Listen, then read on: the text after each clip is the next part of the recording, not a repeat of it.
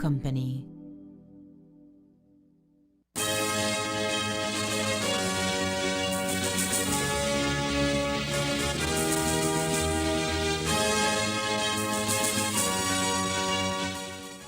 Tonight on Ctv3 News, Lizzie Santakun claims she left home due to harsh living conditions.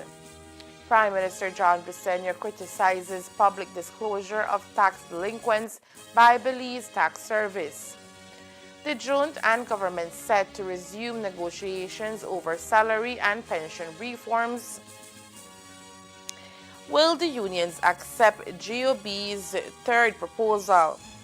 And Belize launches National Environmental Enforcement Task Force to strengthen protections and promote sustainable development. These are some of the stories we have for you tonight in our newscast for Wednesday, June 25th, 2025.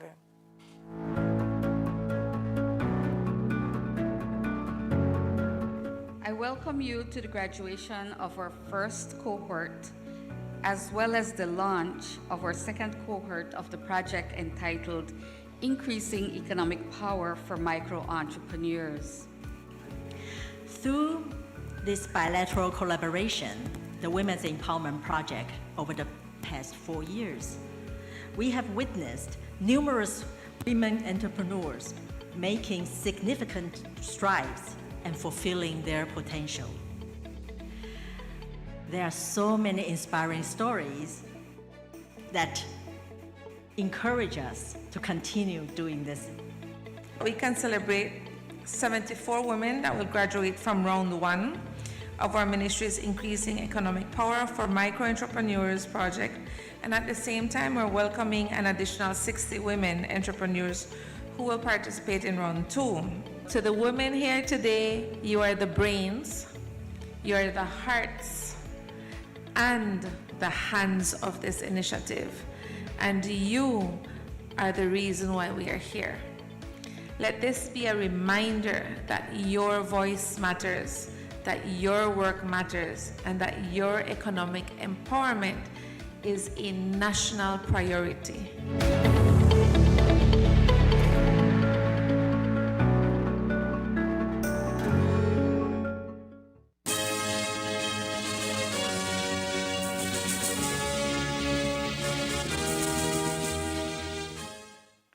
Good evening. With your news also simulcast on Face FM 106.7, I am Joanna Rodriguez.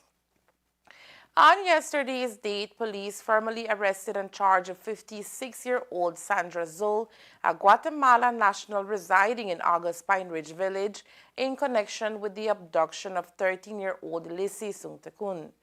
The 13-year-old minor, as we have reported, disappeared from her school in the West on Monday, June 16th.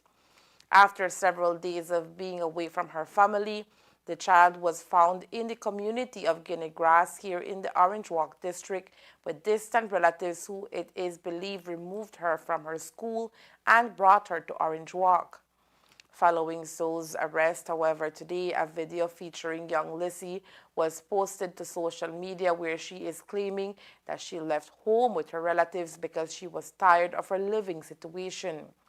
The child, who is of Guatemala nationality and resides in Melchor de Mencos, is saying that she was being treated badly at home and sought refuge with Zol, who was only trying to help and care for her. Here is a portion of that video, presumably filmed by Lissy while she was in Orange Walk, as she pleads with her family to stop looking for her.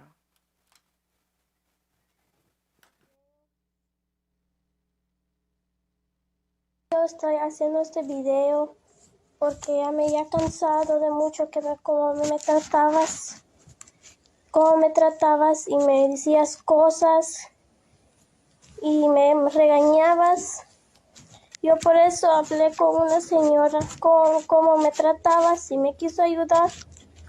Y por eso me fui de la casa, pero ya no me estoy buscando porque, no me estoy buscando más porque de balde estás buscándome porque yo ya no voy a regresar. Porque cómo me tratabas, yo nunca te lo dije, cómo yo me sentía. De todos modos, no me ibas a creer. Y yo me he cansado de todo eso. Zol, as we told you on Tuesday, was slapped with 1 count of adoption of a child. At this time, police are yet to give an official statement on this matter. Yesterday morning, authorities responded to reports of human skeletal remains found in the bushes off the Orange Walk bypass road. According to initial reports, officers arrived at the location approximately 400 yards into the jungle of the feeder road. The area, characterized by dense foliage and thick underbush, revealed several bones and a skull that appeared to be of human origin. The remains were scattered over a radius of about 35 feet, with multiple pieces of clothing also found in the immediate vicinity. The evidence was transported to the National Forensic Science Service (NFSS) laboratory for examination, where GPS coordinates logged to ensure precise documentation of the scene. Authorities have yet to release details regarding the identity of the victim or the circumstances leading to the remains' presence in the area. The Joint Union Negotiating Team (JUNT) is scheduled to meet with the Government of Belize Committee tomorrow, June 26th. This meeting is part of ongoing negotiations between the unions and the government regarding various issues, including pension reform, increment reinstatement, and the signing of a collective bargaining agreement. The meeting will likely focus on GOB's counter-proposal after the joint unions have rejected two of GOB's proposals regarding their demands for an 8.5% salary adjustment. The first proposal began with a 3% adjustment in the next fiscal year, which would be followed by a phased increase and unfreezing of the increment over 3 years. But though the second offer proposed a 4% increase in the first instance starting this year, the union said that it's worse than the first one. Today, when asked to speak on the negotiations, Prime Minister John Briseno said he prefers for the GOB team to speak on the matter. What I've said with unions that I will not comment. I want the ministers and the deputy prime minister that will put in charge of that to be able to comment on that. They will meet with the unions tomorrow, as opposed to just sending the letter. We'll meet to them, give them the letter, and we hope that they're going to accept. I think we've been bending over trying to accommodate as best as we can, but we're trying to do something for not only for the unions but for the country, because at the end of the day, it's all of us taxpayers that will have to pay that. Okay. In a recent press conference, Dean Flowers, president of the Public Service Union, revealed startling details about Belize's government spending practices. He disclosed that the administration is annually allocating millions of dollars to rent office spaces. One notable example involves the Immigration Department, which is paying $22,000 each month for its rental space. Similarly, the Ministry of Health is shelling out $18,000 monthly, while the Public Utilities Ministry is paying $17,000. The Finance and Home Affairs Ministers are each spending around $15,800, and even the Ministry of Youth is coughing up $14,000 every month. The situation has sparked widespread concern among the public, especially since some of these properties are reportedly converted houses, such as the Ministry of Blue Economy's lease in Buttonwood Bay, which cost the government a staggering $14,000 monthly. As questions mount about how many other government departments are spending large sums on rent, Prime Minister John Briseno responded to the revelations, assuring the public that efforts are underway to cut rental costs. If you notice, we are building, we're starting the work on building a judiciary center right here on Lake Independence Boulevard. We're working along with Social Security and the government of Belize, and we're getting some investments from other bondholders to be able to build a huge campus, so put everything there. We're working on that. We want to get partner either with the private sector or ourselves. Look at this place right here with the 5 Cs. The government pays for that. We're paying $22,000 a rent a month. That can pay a mortgage, and that's exactly what we're working. So you're not coming with nothing new. We are working on that. We are adjusting it. But when you look, and I don't have the exact number right now, but when you see where we were in 2020 to where we are today, and you see how much more how much more renters we've been getting, it's not much from 2020. Prime Minister John Briseno expressed strong disapproval over the recent decision by the Belize Tax Service BTS to publicly reveal the names of individuals and businesses behind on their taxes. Describing the move as unfortunate, Briseno emphasized that transparency should not come at the expense of confidentiality and cooperation. The controversy centers around the authorities cited by BTS Director General Michelle Longsworth, who stated that the public release was supported by legal provisions under Section 64A of the Tax Administration and Procedure Act. Despite this, Briseno believed that making the names public was unnecessary and counterproductive. Well, again, it's unfortunate that that was made public. It should have, and I'm speaking for myself, it should have not been made public, and we should have continued working with these individuals to work with them. As you know, there have been tremendous growth in the economy over the past 4 years, and nobody can dispute the fact. And but it's unfortunate some small businesses, many instances, because they don't know how to go about filing their taxes are in problems, but we stepped in. We step in whenever they ask us for help. We cannot write off taxes. It's only the National Assembly. But how do we help? We would then try to negotiate with with BTS, the Livestock service, to try to remove the interest or the penalties so it could make it more affordable. We do not want to get anybody out of business. We want more businesses. We want more entrepreneurs. That's why we've been doing a lot of work with Beltrade, working with a lot of small businesses for them to be able to thrive in this growing economy. The Department of the Environment, DOE, operating under the Ministry of Sustainable Development, Climate Change, and Disaster Risk Management, has officially launched the National Environmental Enforcement Task Force as part of a bold new initiative aimed at reinforcing environmental protection and safeguarding public health across Belize. The recently established multi-agency task force represents a coordinated national effort to address persistent challenges in environmental enforcement, especially as the country faces increasing pressures from industrial expansion and large-scale development projects. The initiative, according to Chief Environmental Officer Anthony Mai, seeks to improve compliance with existing environmental laws, close enforcement gaps, and ensure that development proceeds without compromising Belize's rich natural heritage.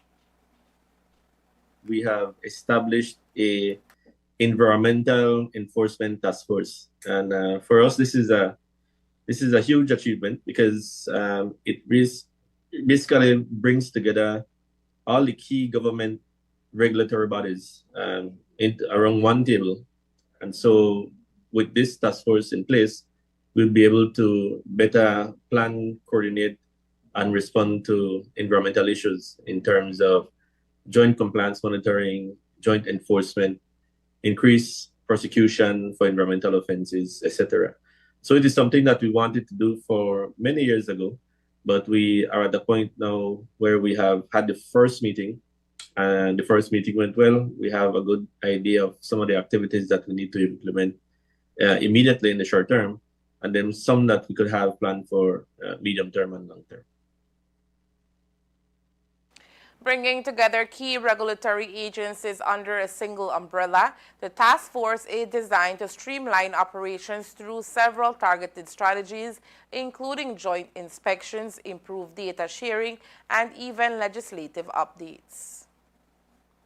Each agency has permits that are issued, clearances and approval, and then we have a responsibility to ensure that investors are complying or abiding by the conditions of the approval, clearances, and permits. So we've been doing this individually. So each department, each ministry would issue permit and then ensure compliance monitoring is done. The Department of Environment, however, has always done compliance monitoring inspection jointly, but we believe that having this task force together, we have a more formal structure of how joint operations and collaboration will occur, right? So at the meeting, we had representatives from the Belize Port Authority. We had representatives from the Central Billing Authority, the Hydrology Unit within the Ministry of Natural Resources. We had representatives from the Mining Unit, the Lands Department, because the Lands Department issues approval for subdivision and also permits for constructions of structures within the 66 feet reserve, such as pier, docks, etc. They issue permit for the use of seabed, etc. We had representatives from the Forest Department, the Public Health Department, the Fisheries Department, the National Biodiversity Office, and very importantly, the Office of the Director of the Public Prosecution.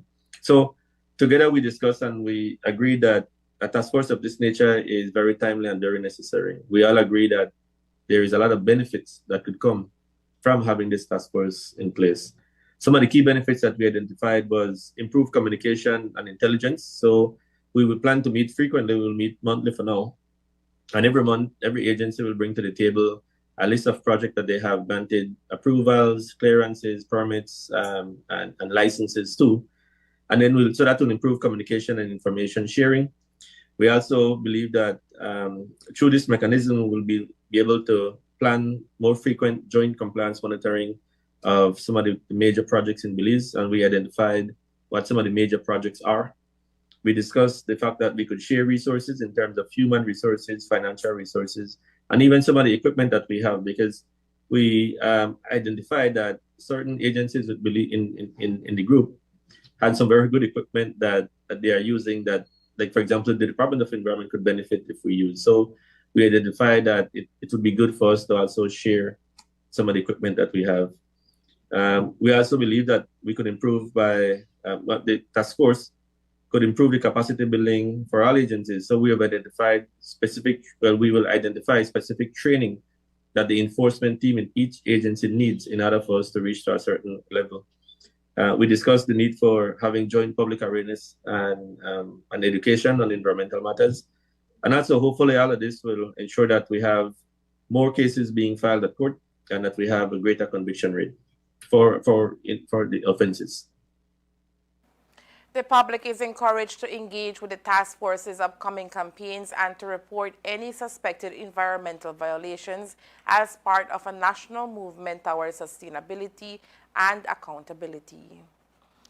Coming up next, Belmopan celebrates a milestone as 216 recruits, including 52 women, join Belize Police in historic passing out ceremony. Stay tuned. Attention farmers. The New World screwworm is a serious threat to livestock, pets, wildlife, and humans. It causes yield losses, damages the quality of meat and skins, and can even kill them if left untreated. Check your animals daily. If you see any wounds on them, treat them immediately. Prevention is key. Apply approved healing and fly repellents to the navel of newborn animals after dehorning, ear tagging, or any other practice that leaves wounds on your animals to ensure your animals' well-being. If you notice worms in unusual wounds, report them immediately. Call Baja at 824-4872 or text or WhatsApp 670-7003 or call your nearest Ministry of Agriculture office. And don't forget, never transport or receive animals with injuries. Together, we will prevent the spread of this dangerous disease. This message was brought to you by Baja, OIRSA, AICA, USDA, and the Ministry of Agriculture, Food Security, and Enterprise. The vibrant island of San Pedro experienced a historic moment over the weekend as the San Pedro Eco Museum Belize, in collaboration with the Ambergris North Alliance, an organization dedicated to preserving culture, promoting tourism and cultural, hosted the island's very first Pok Games and Festival.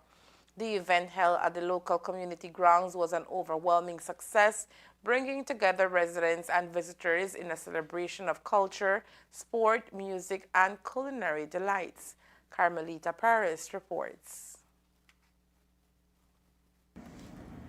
The Pok Festival marked a significant milestone in preserving and showcasing Belize's rich Maya heritage. Pok, an ancient Mesoamerican ball game with roots dating back thousands of years, was played with enthusiasm and skill by Team Belize Pok Kinishahau from the community of Yo Creek, rekindling a tradition that has historically been a vital part of Maya culture. This is a family event that, will incorporate culture. It will also incorporate food. And we thought that bringing the group from Yo Creek, Kinishahau, it will also raise funds for them to go to Honduras later during the year. But also the people get to know a lot more about San Pedro than just a party place. We want the kids to grow up and learn a lot about Belizean culture. And we were a little bit nervous at the beginning because, we're bringing this Pok and everybody didn't know what it was. So we started to do little promotions here on Facebook saying, first of all, what is Pok? Then what is the group and what we do?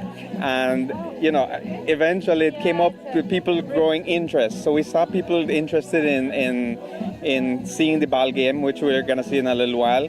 But for me, it was like, it's popping out, and hopefully it's not the first. So we get more in different ethnic groups, but for now it's only that, and I really want to see more happening. According to Jorge Cante, a member of the Ambergris North Alliance and a proud Orinjoaqueño, the festival also served as a culinary showcase with delicious traditional foods delighting visitors' taste buds.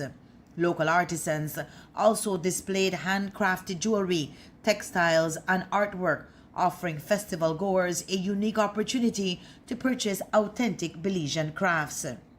Food is very important. Tourists from all over the world come to Belize and they love our food. But for example, today we have the relleno negro, we have pibil, salbutes, different things. And for us, it's more about teaching tourists and some of our own locals the food, because when it gets too touristy, you lose that Belizean flavors in there. The event drew a large crowd, with community members, families, and tourists coming together to support the initiative that will see part of its proceeds invested in the Eco Center. The Eco Museum is actually one of the first eco museums next to our side. It explains a lot about the history of San Pedro, with the Mayas arriving here on a burger ski. They were mining a lot of salt. A lot of people also came from the Mayas from Tulum. And then it also gives you like a little tour of when the Spanish people came, Spanish settlers, and then the English settlers. So you're going through a little forest, and it gives you an explanation of how it came to be San Pedro. So it's very beautiful. Right. Okay, and what about the business community? Did they respond to be out here and to showcase what they have? So at the beginning, we sent requests for donations, and because we were very small, they were a little bit, what are we donating for? So when we started to explain to them like all these different initiatives that we have, a lot of them donated towards this event that's pulling up, because as little as it might seem, you need donations for rooms, for the players to come in, the water taxi, all of them get expensive. So a lot of people came and donated. They supported us a lot. And what role did Matachica play in this event itself? Well, actually, I'm the general manager of Matachica, but I came up with the idea, and then my group supported.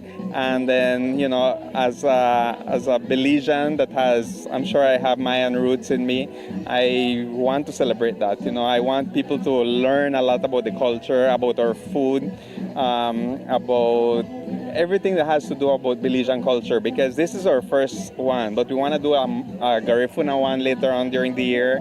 I want to push to keep our culture alive. As San Pedro continues to grow as a premier Caribbean destination, initiatives like this festival underscore the importance of integrating cultural heritage into the island's tourism offerings. The positive response signals a bright future where tradition and modernity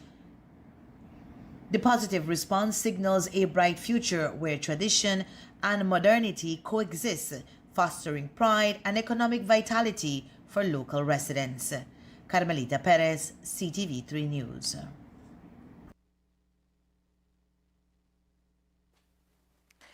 A proud milestone was reached today at the National Police Training Academy in Bamapan, where 216 new police officers officially joined the ranks of law enforcement during a formal passing out ceremony. Known as Squad 98, these recruits completed months of rigorous training and discipline, earning their place in the Belize Police Department. Family members and friends gathered on the Academy's compound, their faces lit with joy and pride as they watched their loved ones march in uniform, standing tall as the country's newest defenders of law and order. The atmosphere was filled with celebration and accomplishment as cheers and applause echoed across the grounds. Also in attendance was the Minister of Home Affairs, Karim Musa, who delivered the keynote address. In his speech, Minister Musa commended the recruits for their dedication and commitment, reminding them of the great responsibility that comes with wearing the badge. From this day forward, you are both the protector and the symbol of law and order. But even more than that, you are peacekeeper, de-escalators, and mediators. Often, the most powerful thing you will do is prevent something from happening. And the tools you rely on the most, they won't be a service weapon or your shield. Those tools will be your voice, your judgment, your ability to listen and remain calm under pressure. That may surprise people. Many think of police officers solely as enforcers, but more and more our communities demand that you are also healers of conflict, defenders of dignity, guardians of peace, and teachers. It will not be easy. In fact, this is one of the most difficult jobs in the country. You will see pain, you will face danger, you will be challenged by both criminals and critics. And yes, your every move will be scrutinized. They will say, you should have arrested. You didn't need to arrest. You should have used force, or you didn't use enough force. That's part of the weight that comes with the uniform. Squad 98, you are now part of the arm whose strength will bring us security and stability. You will also be the gentle hand that teaches our youth and the calm voice and air that de-escalates situations. So today, I ask of you to make two promises. First, make a promise to each other never to tarnish that shield. Hold yourselves and each other to the highest standards. Speak up when something is not right. Be accountable. Be proud. Second, make a promise to the people who came here to support you, your parents, your siblings, your children, your spouses, partners, and friends. Look at them. They are your backbone. Promise them that you will take everything you've learned and use it wisely. It is also of note that this year's squad includes 52 women, which marks the second year that the department surpasses the UN's threshold for gender inclusion in law enforcement. The University of Belize proudly hosted the 20th anniversary groundbreaking ceremony of the Caribbean Community Climate Change Center 5Cs on its Belmopan campus today. The event marked not only the beginning of construction for a state-of-the-art research facility, but also 2 decades of the center's tireless work advancing climate science and policy in the Caribbean.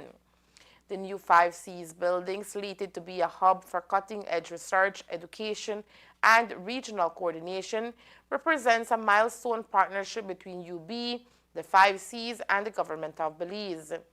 The new facility will include research labs, training rooms, and collaborative spaces designed to support climate scientists, educators, and policymakers across the Caribbean. The collaboration will also give UB students and faculty expanded access to climate research projects and technical training.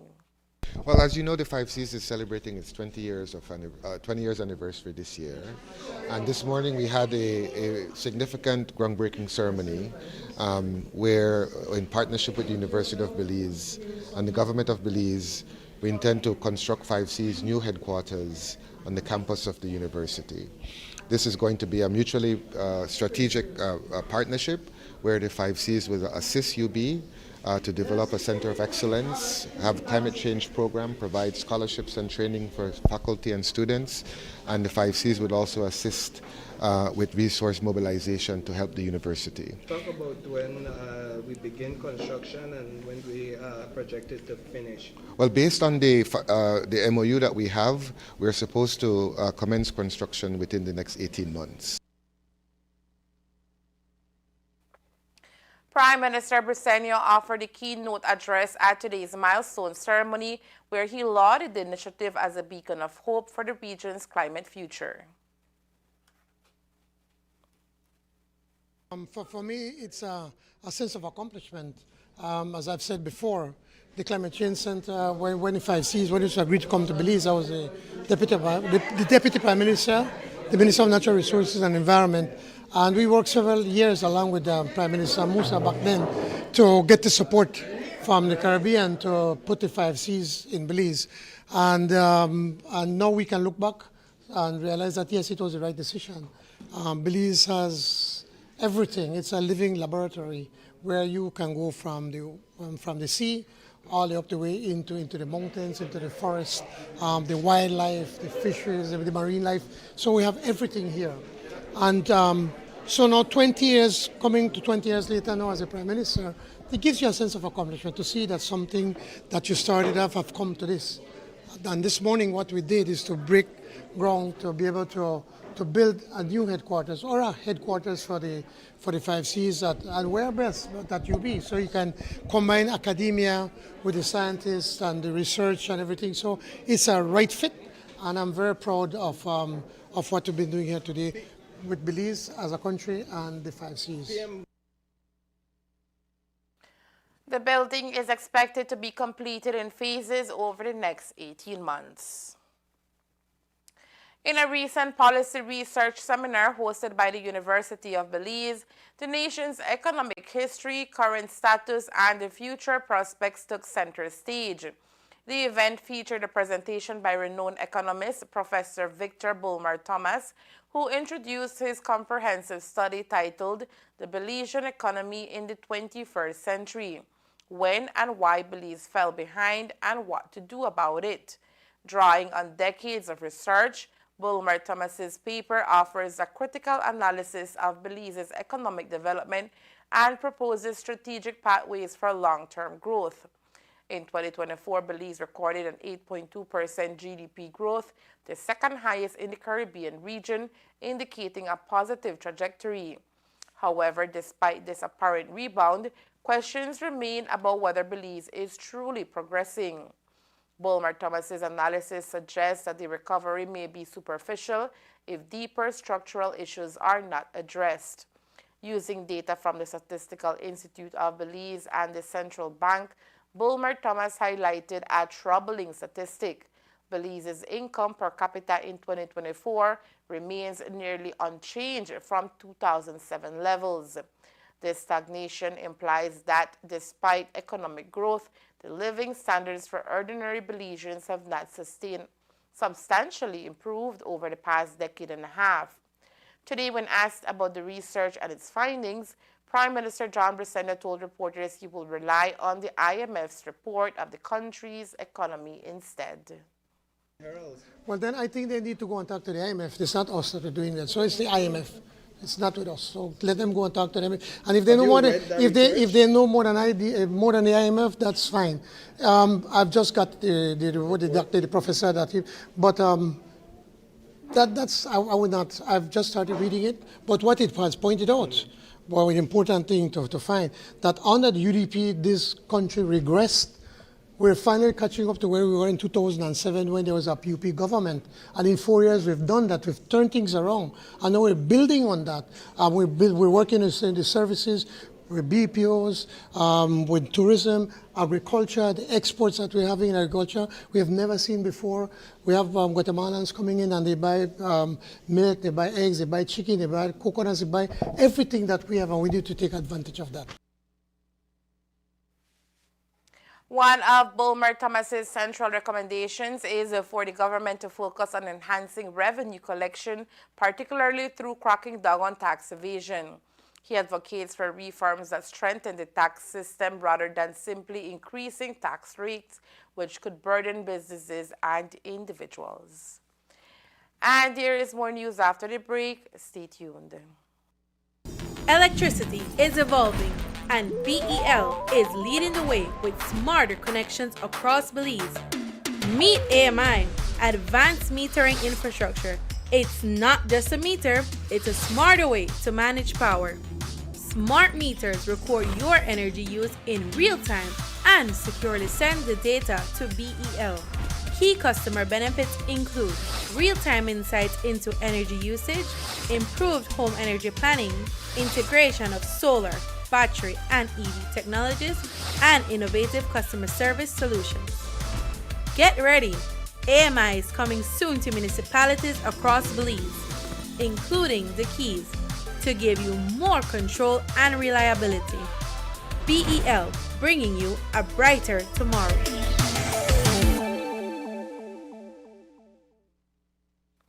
The government of Belize, through the Ministry of Rural Transformation, Community Development, Labor, and Local Government, in partnership with the Central American Bank for Economic Integration, has officially commenced the development of Belize's National Rural Development Strategy, NRDS 2026-2031. This initiative represents a critical step towards establishing a cohesive policy and implementation framework to address institutional and socio-economic challenges faced by rural communities across Belize. The NRDS will serve as a critical roadmap to guide intervention efforts towards sustainable and inclusive investments in Belize's rural areas. The NRDS aims to promote inclusive, equitable, and sustainable rural development through targeted interventions that address rural poverty, institutional capacity, access to services, environmental resilience, and local economic development. This strategic initiative is being developed with financial and technical support in alignment with its development, cooperation priorities, and Belize's national development agenda. The strategy will serve as a guiding framework for the government and development partners in the planning, coordinating, and monitoring of rural investments and programs.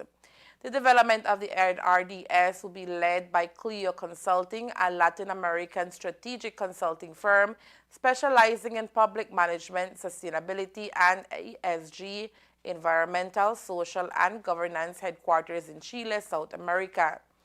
The preparation process will adopt a participatory and research-based approach. Stakeholder sessions will be carried out rural communities, local governments, the private sector, community-based and civil society organizations, and other actors. The strategy is expected to be completed by January 2026. The Ministry of Economic Transformation and the Ministry of Health and Wellness formally signed a Memorandum of Understanding MOU today aimed at enhancing collaboration in Belize's national HIV response.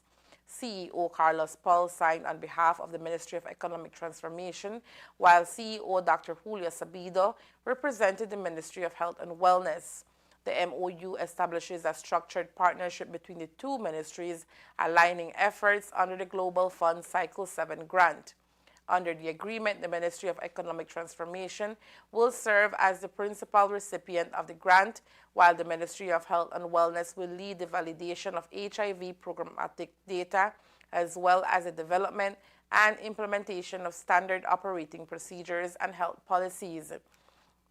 The collaboration is part of Belize's broader commitment to strengthening its health system and achieving the global 95-95-95 HIV targets, which aim to ensure that 95% of people living with HIV know their status, 95% of those diagnosed receive sustained treatment, and 95% of those on treatment achieve viral suppression. And that's the news. We invite you to join us for another newscast on Thursday, June 26th here on Ctv3 News and Fiesta FM 106.7. Remember that to read a text version of the news, you can visit our website. You can also log on to our Facebook page for current stories at facebook.com/CTV3 Belize News or our YouTube channel at Ctv3 News BZ. From all of us here at Ctv3 News, thank you for watching and listening. Good night.